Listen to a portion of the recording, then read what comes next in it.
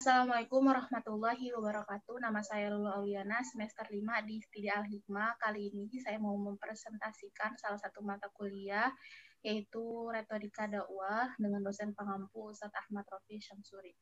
Dengan materi ahamiyatu syahadatain, artinya pentingnya dua kalimat syahadat. Nah, sebelum masuk kepada ahamiyatu syahadatain, kita membahas dulu syahadat itu apa? Syahadat adalah ketika seseorang ingin masuk Islam, maka syahadat ini menjadi salah satu syarat untuk seseorang tersebut. Nah, selanjutnya syahadat itu termasuk ke dalam rukun-rukun Islam. Dalam suatu hadis dikatakan, Bunyal Islamu ala khamsin, syahadati alla ilaha illallah wa anna Muhammadar Rasulullah wa iqamis sholati wa ita'iz zakati wal haji wa shaumi Ramadan. Jadi Islam itu dibangun atas 5 perkara, bersaksi bahwa tiada ilah yang berhak disembah selain Allah, kemudian bersaksi bahwa Nabi Muhammad adalah utusan Allah, kemudian menegakkan sholat dan menunaikan zakat, melaksanakan haji dan puasa Ramadan. Nah, lalu dalam rukun-rukun Islam ini, syahadat, kemudian ada sholat, zakat, puasa, dan haji, mana rukun Islam yang paling berat. Jadi, kalau misalnya kita rincikan ya, teman-teman semua, sholat, apalagi sholat yang waktunya subuh atau sholat di malam hari, itu kan pasti termasuk hal-hal yang berat untuk dilaksanakan gitu. Apalagi dengan kita yang nggak tahu pentingnya sholat itu gitu. Kemudian juga zakat gitu ya. Zakat juga kalau dibilang apakah zakat mudah gitu dikeluarkan, itu juga bila tanpa kita tahu apa-apa itu bakal sangat sulit untuk kita keluarkan, karena ketika kita mengeluarkan harta kita untuk orang lain gitu ya, itu normalnya orang ya mungkin tidak akan mau gitu ya untuk mengeluarkan hartanya. Kemudian juga puasa, siapa sih yang mau menahan diri untuk tidak makan, tidak minum sepanjang hari gitu ya, apalagi kalau lagi cuaca kayak gitu, cuaca lagi panas-panasnya, itu tuh bakalan sangat-sangat berat gitu. Kemudian juga haji itu mengeluarkan uang yang lumayan banyak gitu ya untuk kita pergi beribadah ke sana. Jadi pertanyaan itu mana yang paling berat? Semuanya berat gitu. Lalu apa yang ringan gitu ya dalam rukun Islam itu, apa yang ringan? Maka jawabannya adalah syahadat. Jadi syahadat ini menjadi titik tolak baiknya rukun selanjutnya. Jadi ketika seorang itu sudah beriman kepada Allah, kemudian dia sudah tahu apa yang akan dia dapatkan ketika dia melakukan ibadah-ibadah yang sebelumnya seperti sholat, puasa, zakat, haji, maka semua hal-hal yang berat itu menjadi ringan. Kenapa? Karena misalnya sholat, dia tahu sholat balasan apa yang akan Allah berikan kepada orang yang sholat gitu ya. Kemudian juga zakat, misalnya Allah menjanjikan seperti ini untuk orang yang mau mengeluarkan hartanya untuk orang-orang yang membutuhkan. Begitu juga puasa dan haji. Jadi ketika seorang itu mengetahui terhadap balasan terhadap apa-apa yang Allah perintahkan, dalam artian ketika seseorang itu sudah beriman, maka rukun-rukun tadi itu semua menjadi mudah untuk dilakukan. Kemudian kita masuk kepada ahamiyatu syahadatain. Ahamiyatu syahadatain artinya pentingnya dua kalimat syahadat. Ini kita akan membahas satu persatu. Yang pertama adalah al-madkhulu ilal Islam. Al-madkhulu ilal Islam yaitu pintu masuknya Islam. Jadi pintu masuk ke dalam Islam. Jadi bagi orang kafir yang ingin masuk Islam, setelah dia mengucapkan syahadat, maka otomatis dia menjadi muslim. Kemudian ada pertanyaan seperti ini. Lalu bagaimana jika seseorang itu masuk Islam? Maksudnya dia mengucapkan dua kalimat syahadat ini karena bukan karena dia ini benar-benar dari hatinya gitu, tetapi karena cuma misalnya suruhan orang gitu ya, supaya dia terlindungi atau supaya dia mendapatkan balasan kalau dia masuk Islam gitu. Nah itu kayak gimana? Itu pertanyaan yang sebenarnya kita sendiri bingung ya untuk menjawabnya. Nah di sini dijelaskan bahwa ketika seseorang itu mengucapkan 2 kalimat syahadat, jadi dia itu otomatis menjadi muslim bagaimanapun niatnya gitu ya. Mau dia niatnya kayak gimana, itu otomatis dia menjadi seorang muslim. Jadi diceritakan pada zaman Nabi dulu terjadi perang ya. Ada sahabat namanya Usama bin Zaid. Jadi dia ini lagi perang nih sama orang kafir gitu. Kemudian di sini Usama ini tangannya sampai terpotong ya, satu tangannya sampai terpotong pedang gitu. Kemudian ketika orang kafir ini sudah di ujung kematiannya, dalam artian di situ si Usama ini sudah memegang pedangnya di leher si orang kafir tersebut, jadi tinggal dipenggal aja gitu ya. Kemudian orang kafir itu mengucapkan 2 kalimat syahadat. Nah di sini Usama ini berpikir kalau dia itu mengucapkan 2 kalimat syahadat supaya Usama tidak jadi membunuhnya aja gitu, cuma kayak perlindungan gitu ya. Nah di sini si Usama tetap memenggal kepala orang kafir tersebut. Nah, ini kabar ini tuh nyampe kepada Rasulullah SAW. Kemudian Rasulullah marah kepada Usama. Wahai Usama, kenapa engkau tetap membunuhnya gitu ya? Apa benar kejadian tersebut gitu? Rasul tanya baik-baik dulu. Kemudian Usama menjelaskan benar gitu, wahai Rasulullah. Karena aku pikir dia ini mengucapkan 2 kalimat syahadat supaya aku tidak jadi membunuhnya gitu, hanya sebagai perlindungan aja gitu, bukan karena dia benar-benar ingin masuk Islam Rasulullah gitu. Jadi itu adalah pikiran Usama. Kemudian Rasulullah bersabda, kenapa kau tidak belas saja dadanya? Jadi Rasul marah, maksudnya dalam artian memangnya kamu tahu isi hatinya gitu ya, memang kamu tahu apa yang ada dalam hati dia gitu, apakah memang dia benar-benar cuma karena perlindungan aja atau memang dia ingin masuk Islam. Jadi ketika seseorang itu sudah mengucapkan 2 kalimat syahadat, maka dia itu wajib dilindungi gitu ya. Padahal kan di sini kita nggak tahu dalam hati dia ini masuk Islam, maksudnya dia mengucapkan 2 kalimat syahadat itu karena dia benar-benar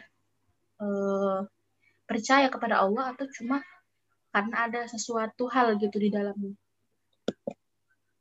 Kemudian, apakah syahadat wajib diulang ketika dewasa?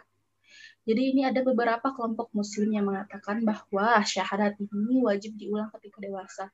Jadi pendapat ini salah. Kenapa dikatakan salah? Karena syahadat kan pokok agama gitu ya. Jadi ketika seorang masuk Islam aja dia harus mengucapkan 2 kalimat syahadat gitu.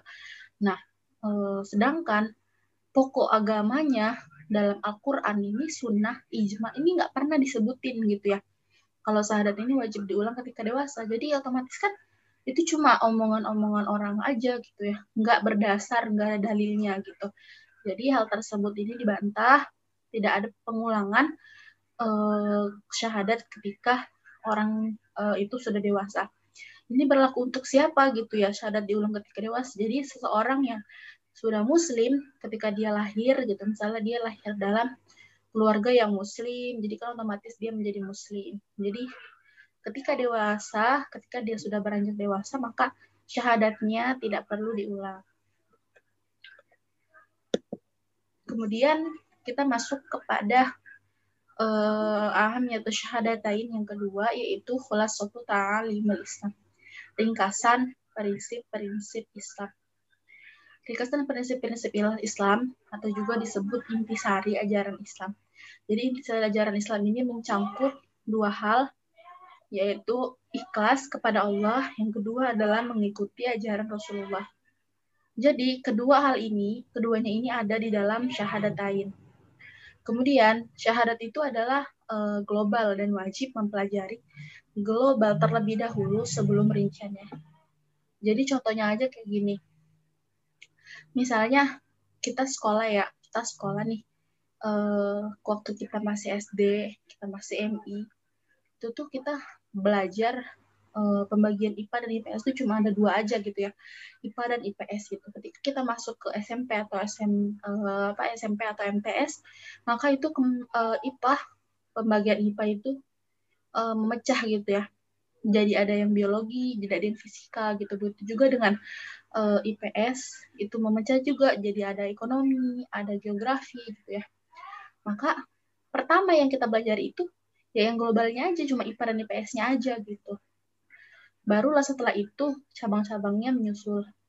Begitu juga ketika ketika SMA ataupun ketika madrasah aliyah atau SMK itu pembagiannya memecah ya. Semakin banyak lagi yang golongan IPA dan IPS.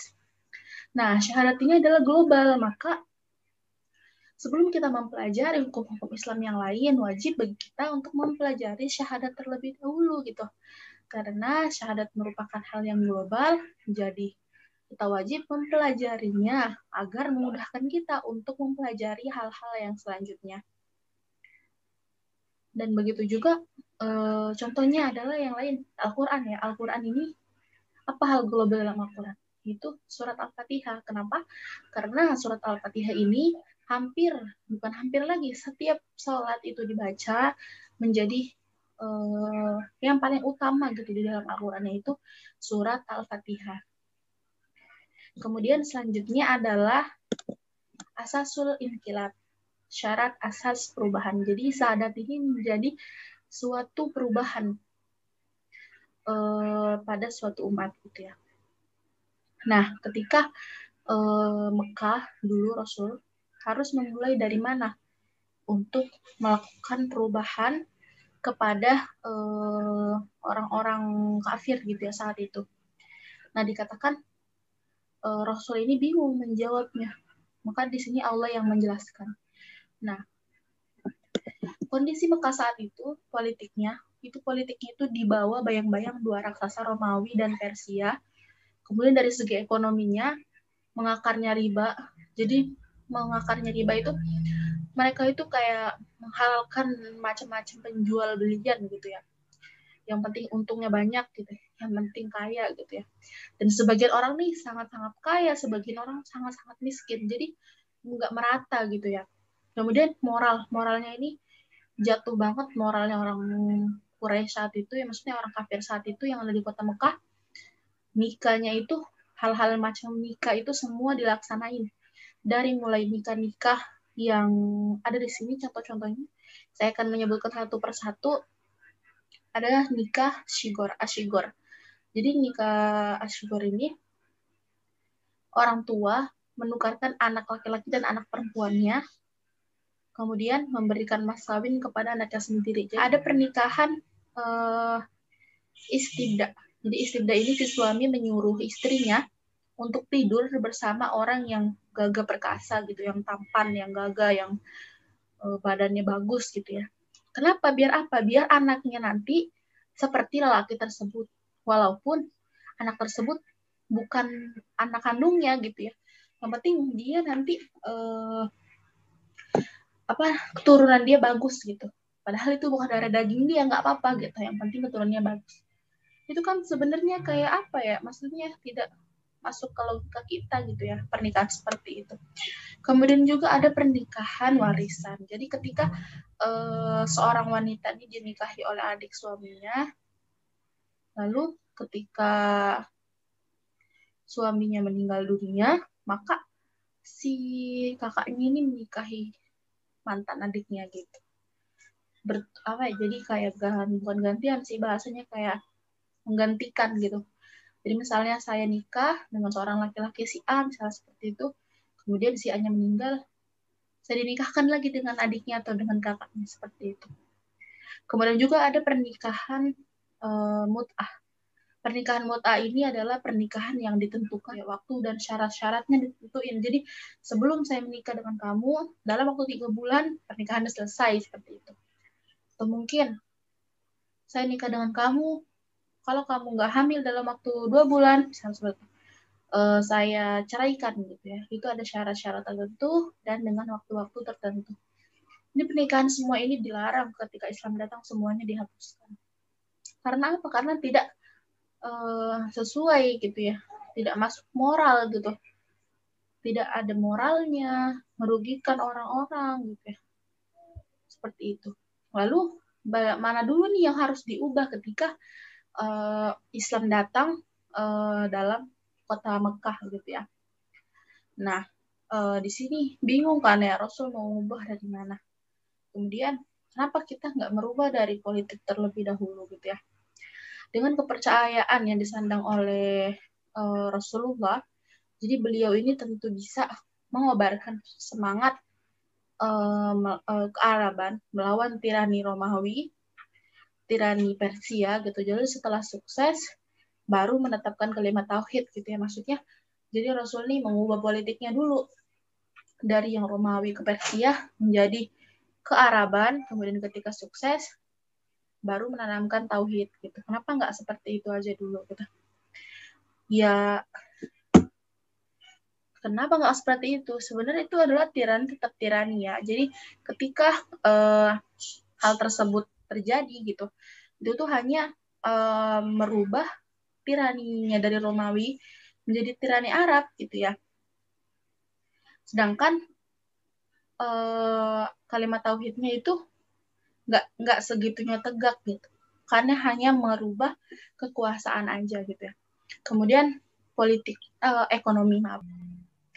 Nah, kemudian kenapa tidak merubah dari gerakan ekonomi gitu ya? Jadi menghapuskan golongan kaya, kemudian membagi rata hasil hartanya itu kepada golongan-golongan miskin. Jadi semuanya orang tuh sama rata gitu ya. Kenapa enggak seperti itu kan? Jadi pasti kan ini kan banyak ya dukungan dari sebagian masyarakat, kemudian setelah itu baru menanamkan tauhid gitu ya. Kenapa enggak seperti itu? Jadi jawabannya adalah siapa yang mau membagikan harta tanpa mendapatkan apa-apa ya? Ya untunglah buat maaf si miskin yang tidak memiliki harta jadi dapat harta. Kemudian untuk si kaya, apakah dia mau memberikan hartanya cuma-cuma? Namun ketika kalimat tauhid itu sudah datang terlebih dahulu, jadi ketika kita udah beriman kepada Allah, kemudian mengetahui balasan yang akan Allah berikan kepada kita, terhadap harta yang kita keluarkan, memberikannya kepada orang lain gitu ya, maka akan mudah buat kita gitu ya. Walaupun sebenarnya di dunia kita nggak dapat apa-apa gitu untuk memberikan harta kita, tapi kita tahu loh balasan yang akan kita terima, maka orang itu akan mau membagikan hartanya cuma-cuma gitu. Namun ketika imannya belum ada, itu akan kemungkinannya benar-benar sangat kecil ya untuk orang mau memberikan hartanya kepada orang lain tanpa mendapatkan apa-apa. Kemudian kenapa tidak mengubah dari moralnya terlebih dahulu? Rasul mungkin bisa mencari orang-orang yang masih bersih untuk melancarkan gerakannya. Setelah banyak yang terkumpul, tentu kan gerakannya makin banyak tuh, dapat simpati orang gitu ya. Baru ketika dapat simpati, udah memiliki landasan yang kuat gitu ya, maka ini akan barulah setelah itu ditanamkan tauhid gitu ya. Jadi kan maksudnya udah memiliki golongan nih, barulah setelah itu ditanamkan tauhid. Kenapa nggak seperti ini aja? Nah, karena kenapa tidak Rasul tidak memilih merubah dari gerakan moral terlebih dahulu? Karena ketika seseorang itu sudah kumpul ya, misalnya sudah dikasih, misalnya udah berkumpulnya moral, kemudian suatu kelompok misalnya berkumpul. Nah, lalu ditanamkan tauhid. Itu mereka itu bisa pergi kapan aja karena tidak memiliki iman yang pertama. Kemudian, kalau misalnya mereka ini sudah memiliki iman yang pertama, udah kuat imannya mereka itu nggak bakal pecah gitu ya. Tapi ketika seorang itu cuma kumpul-kumpul aja, asal saling dukung gitu ya, asal saling kompak, itu tuh sewaktu-waktu bakal gampang pecah gitu. Kalau misalnya nggak ada iman di dalam hal tersebut. Jadi, ketika kondisi Mekah yang dengan politik seperti itu, ekonomi seperti itu, dengan moral seperti itu tidak bisa kita mengubah hanya satunya aja gitu.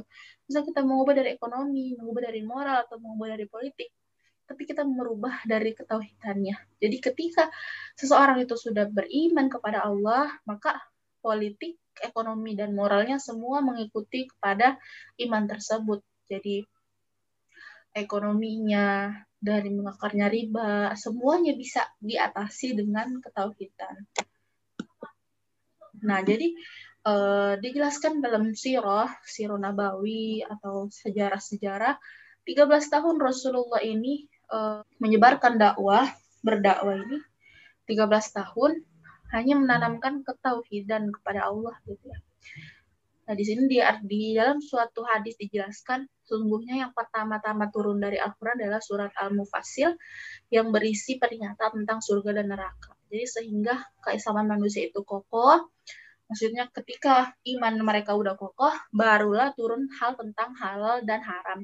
Jadi jika yang pertama kali turun sesuatu yang berkenaan dengan jangan minum khamar, setelah mereka akan berkata, maka kami tidak akan meninggalkannya selamanya. Atau jangan berzina, pasti mereka berkata, kami tidak akan meninggalkannya selamanya. Jadi seperti itu. Jadi 13 tahun Rasulullah berdakwah di Mekah, itu konsisten menanamkan tauhid, dan tauhid. Jadi setelah tauhidnya sudah kokoh, pas pindah ke Madinah, barulah halal dan haram semua dijelaskan, ada larangan seperti ini, larangan seperti ini. Namun jika dari awal Islamnya udah ada larangan jangan minum khamr, jangan berzina, sedangkan hal tersebut merupakan kebiasaan orang-orang Mekah pada saat itu, maka mereka nggak ada yang mau masuk Islam kalau tahu hal tersebut udah ada di awal-awal persyaratan Islam tersebut.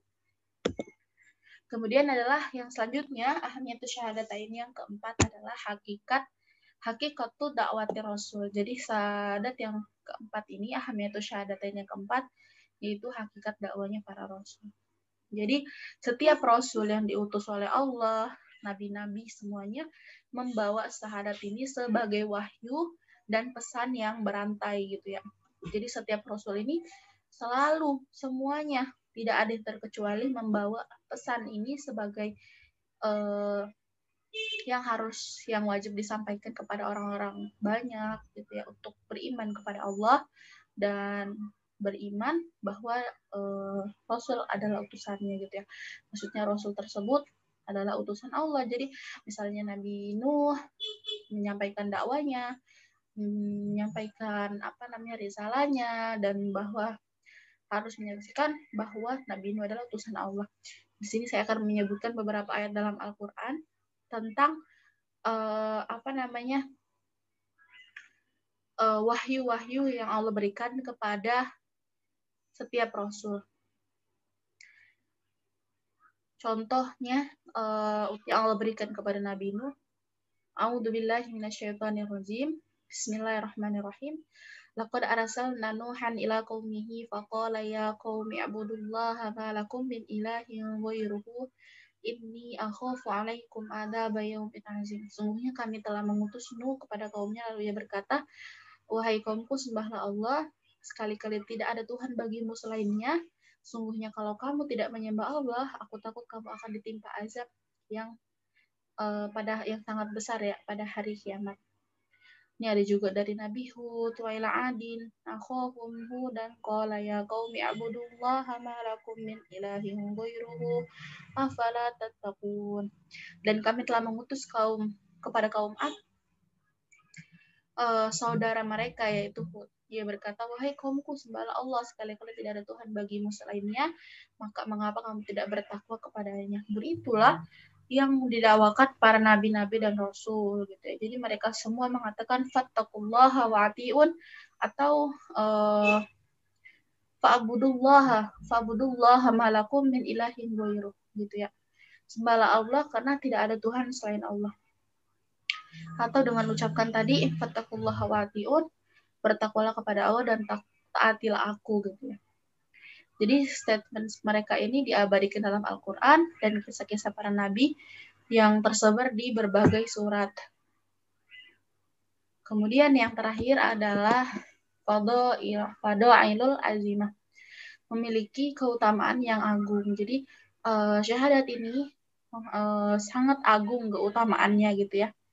Banyak fadilah-fadilah yang terkandung dalam syahadat. Rasulullah SAW pernah bersabda, barang siapa yang mengucapkan la ilaha illallah, maka ia masuk surga. Dikatakan juga, barang siapa yang mati sedang ia mengetahui bahwa tiada Tuhan yang berhak disembah selain Allah, maka dia masuk surga. Jadi kalimat thayyibah la ilaha illallah ini adalah sebaik-baiknya zikir.